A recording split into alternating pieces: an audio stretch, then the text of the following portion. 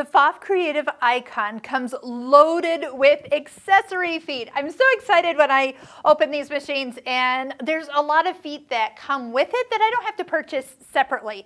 So we're going to just go through some of the basic accessories that come with this machine and where they kind of fit into the accessory box, which can be slid off the machine. And by the way, there's actually one more little place in the inside here where one of your accessories actually sits. This is the straight stitch throat plate, which it just has this kind of little part where it can slide in. There's the zigzag throat plate and a straight stitch throat plate. You see that single little hole there.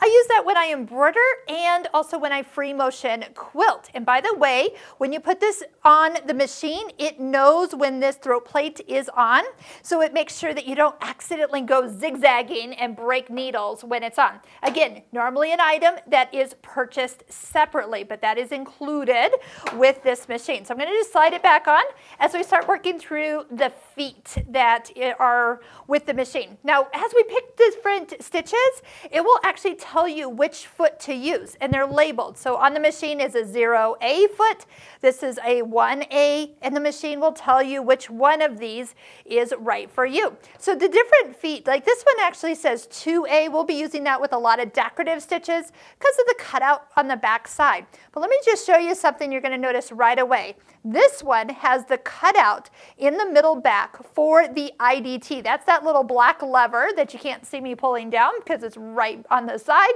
but that's that walking foot. But you have to pull that down if you have a foot on that is the cutout. So here, let me see. Yep, so it can come right down in there. But if you put a foot on that does not have that cutout, like the 2A foot, you need to actually slide it down and away from you for it to disappear, and then that foot will actually fit into place. Let's go just right on down the road here. This foot actually has more of an adjustable guide. See that little red marker?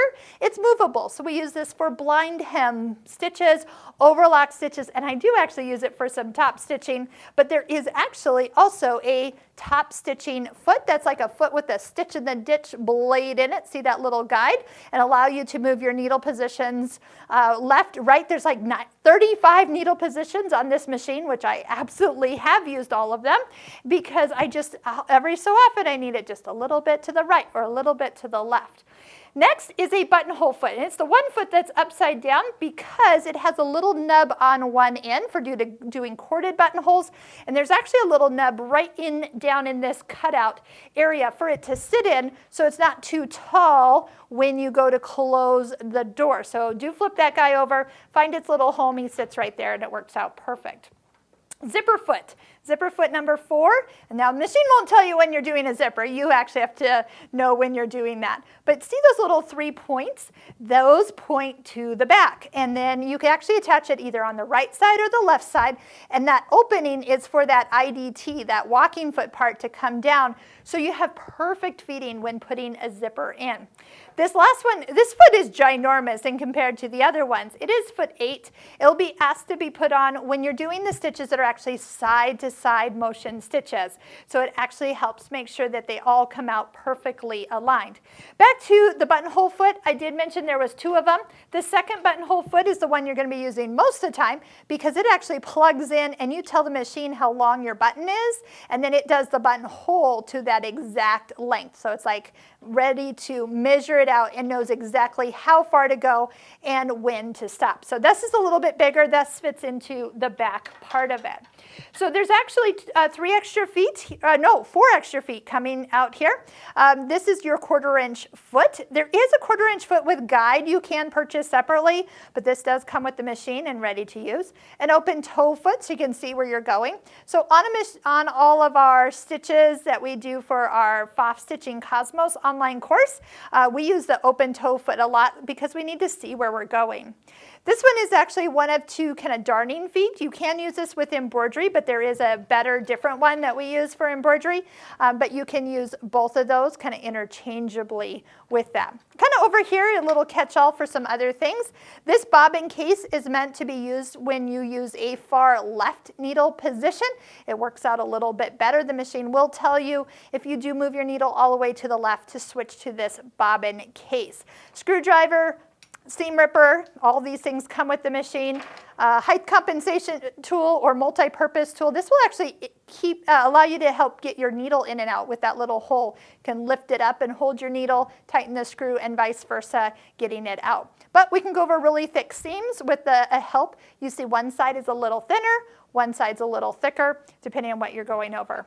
Seam guide comes with this. This will fit directly in the back here. There is a screw and opening that you can slide it in, measure and tighten it so you can have close together or further apart seam guiding options. Brush. We will teach you how to clean this machine. We clean, but we don't oil, which is nice. This is like pre-lubricated. I love it. Needles. Regular sewing machine needles, but there's a nice little variety pack to get you started with some jean stretch and embroidery needles in there. Oh, and even a wing needle. Look at that.